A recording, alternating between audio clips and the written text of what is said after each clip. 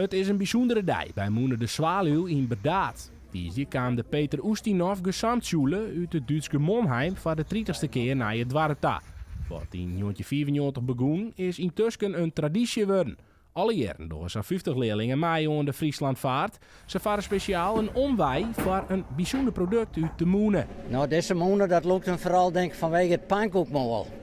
Dan maken ze apart een omleiding voor hem even naar Bedaat voor een pannenkoekmol. Want ze beweren dus dat het het beste pannenkoekmol van Nederland is. Hier. Und 1 Kilo Pizza. Pizza? Das Pfannkuchenmehl wird für die Kinder immer gern gekauft, weil es ist ein kleines Geschenk für die Eltern und für die Großeltern. Und wir werden gleich, wenn wir hier losfahren nach Leeuwarden, werden wir mit dem Pfannkuchenmehl Pfannkuchen machen für alle Kinder.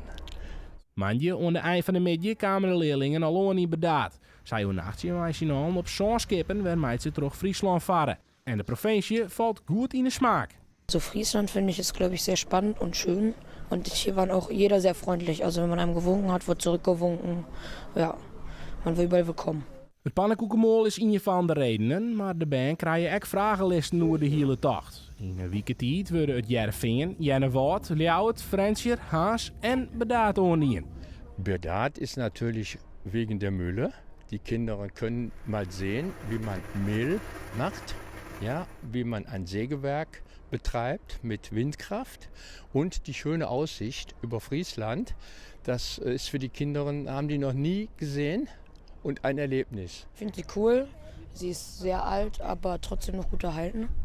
Ja, ist ein bisschen schmutzig, aber das ist eigentlich okay.